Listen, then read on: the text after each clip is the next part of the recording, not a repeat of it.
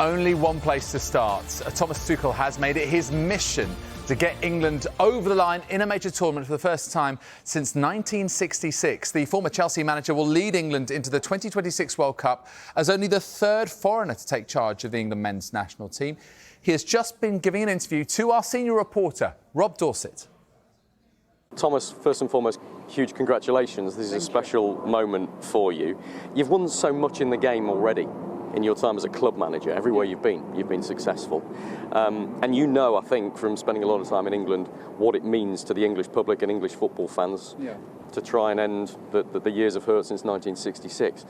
That puts a big pressure on you right at the very start, doesn't it? And will you think of it as a failure if England don't win a major tournament while you're in charge? The target is to win it, so I don't know if it's a failure, but then we would miss the target. Then we have to talk and discuss how we missed it and why we missed it. And there's always a room for failure, of course, in sports and in elite sports. You try to get the top place and you try to win the trophy, and that is the biggest prize in world football that we're aiming for.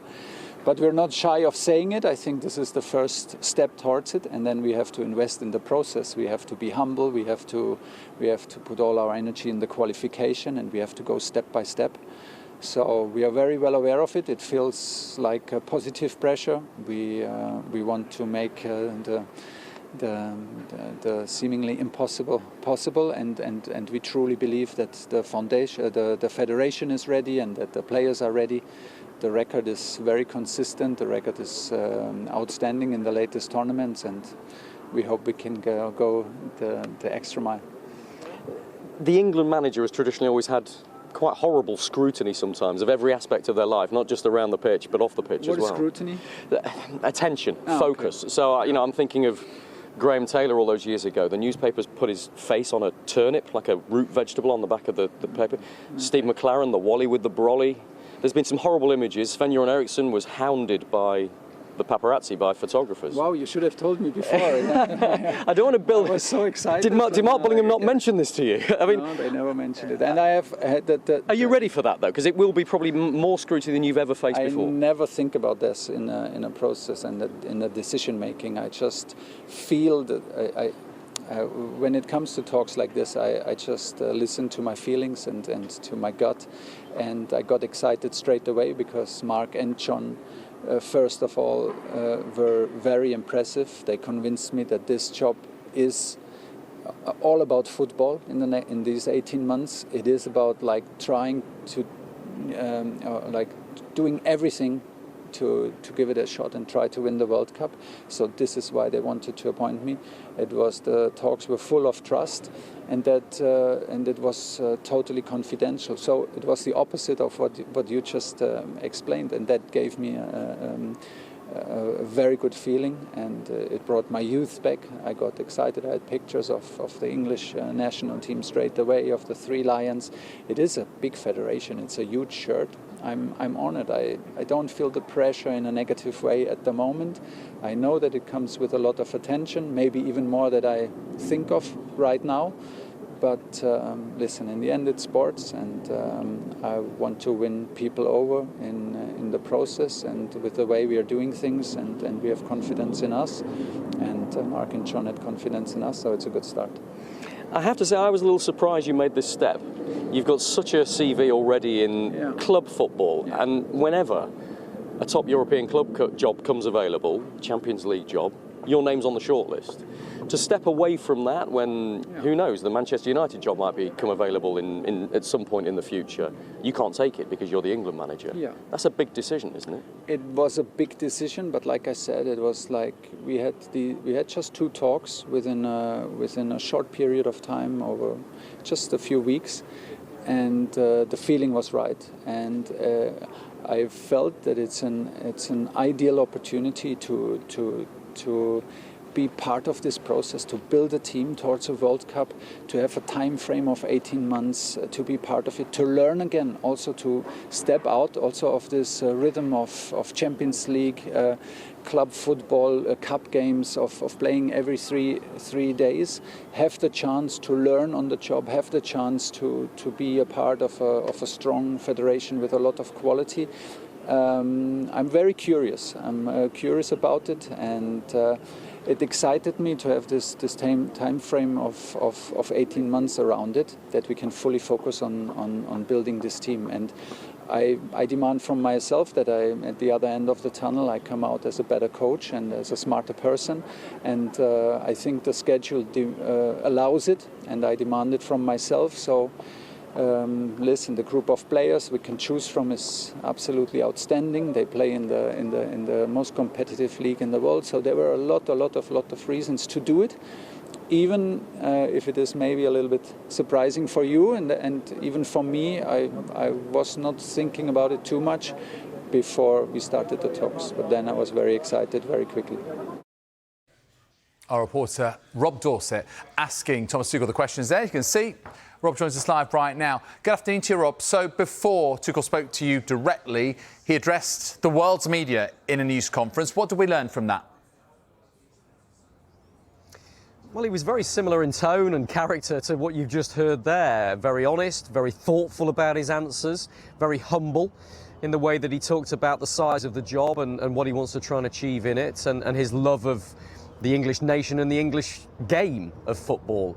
And it was a really impressive performance, but I don't think we should be surprised by that. Anybody who remembers his time at Chelsea or saw what he did at Bayern Munich and how he spoke to the media, he's very comfortable talking to the media, and he's very good at coping with difficult questions. Remember with Chelsea when Roman Abramovich was sanctioned by the British government as a Russian oligarch when his nation invaded Ukraine? Thomas Tuchel had to deal with that very difficult situation in-house, and he was the spokesperson for Chelsea Football Club in effect at the time, and did it brilliantly and was very diplomatic about it. So I think the FA are aware of that he's very, very good in front of the cameras, and that was evident again today. He was charismatic. He always had a smile on his face when he was answering the questions. Look, it's a bit of a honeymoon period, of course it is. I think he'll face tougher questioning from the England media pack in weeks and months to come, and he will probably be a little bit more pointed in his responses at times as well. Bit of a phony war between the media and the England manager, I think, today. But he's got all of the ammunition to deal with it, hasn't he? In terms of how good an orator he is. You tend to forget that English is his second language. He's so good in the way that he speaks to the media. And so, look, I thought it was a really impressive first performance, and I think Mark Bullingham, the chief executive, sitting alongside him, would have been very heartened and think, yeah, we've got the right guy here. It's only an 18-month deal, Rob. Is there much to be read into that? Yes, there is. I was surprised that it was such a short deal. And it means, of course, that Thomas Tuchel has only got one shot of delivering silverware for England. And let's be honest, the FA statement that they put out today, and the reason they've appointed Thomas Tuchel is because they say that they want a proven winner to bring home the World Cup, to bring home some silverware for the men's senior national football team. And Tuchel has won trophies everywhere he's been. The Champions League, the UEFA Super Cup, the FIFA Club World Cup for Chelsea, of course. League titles in Germany, league titles in France as well. And so that's why they've gone for him. But have a listen to Mark Bullingham, who I also interviewed inside Wembley Stadium just a short time ago, because I asked him about that short contract directly, and he made it clear that it's an initial 18 months for both sides to then sit down and assess what happens next. Thomas was really, really clear at the beginning. He was signing up for 18 months with the sole goal of doing as well as possible in the Men's World Cup. And he wanted all the focus to be on the Men's World Cup. And if you sign for longer, people start drifting their focus. So one of his lines, he said to us right in the beginning, look, I'll sign for 18 months, but I might be with you for 10 years. But let's just take it in chunks. And that allows the absolute focus to be on winning in the USA. And Rob, what did the FA make of criticism from some quarters, at least, that Tuchel's appointment shows a bit of lack of faith in English coaches? Look, I think they expected that criticism, and it's a fair criticism. We've heard from Gary Neville, we've heard from Jamie Carragher, we've heard from a lot of people inside the game, former England internationals, football fans, who would like to have seen an English coach in charge of the men's England team, and that's understandable, isn't it? I think a lot of German people will be quite surprised by this. And would it be reciprocated? Would an English coach ever be given the job in charge of the German national team? I doubt it. And so they knew it was going to be an issue, and they knew it was going to be discussed. But they were unapologetic, I think, the FA, in appointing Thomas Tuchel, because their only priority, their only goal is to win a piece of silverware. And that overrode every other consideration that they might have for other candidates. And again, I spoke to Mark Bullingham, the chief executive, about it, and said, this is a difficult one for you to square, isn't it? Because the FA are the arbiters in the English game, the governing body who are supposed to oversee coach education in this country. And if they don't think English coaches are good enough, well, where does that leave us? We ran a really thorough process. So before the Euros, we did a lot of work to outline exactly what characteristics we want and then who the shortlist would be. And then when Gareth made his decision, we then enacted that process. We kept it really confidential throughout. That was important for the candidates, but also for us. And we are delighted with where we got to. We've got to the candidate we wanted, and we're really confident he'll give us the best chance of winning the World Cup. What does it say about coach education in this country, coaching standards in this country, that the English FA have appointed a German coach to take charge of the men's England team? Is that a worry? So we always said we wanted the very best person for the job, the person that would give the players the best chance of winning in the next World Cup. And really, we felt we owed that to the country. In terms of English coaches, we feel we've got some really talented young coaches. We've got Anthony Barry, who's joining Thomas's number 2, so we've got that talent there.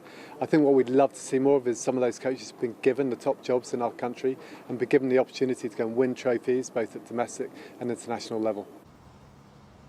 Mark Bullingham, the FA chief executive there, speaking to me just a short time ago. So England have their new man, Thomas Tuchel, only the third foreign coach to be given the job in charge of the England men's national team. But he won't start straight away. He doesn't start till January, remember, which again is slightly bizarre. He explained that he wanted to have a bit of a break and have a full go from the World Cup qualifying campaign, have one qualifying campaign, one tournament, and then assess where we were at with it. Of course, those World Cup qualifiers don't start until March, so Lee Carsley will stay in interim charge for those next internationals next month, the Nations League games against Greece and the Republic of Ireland. It'll be a difficult one, I think, for Lee Carsley in that situation. OK, we're going to leave it there, Rob. Thank you very much indeed.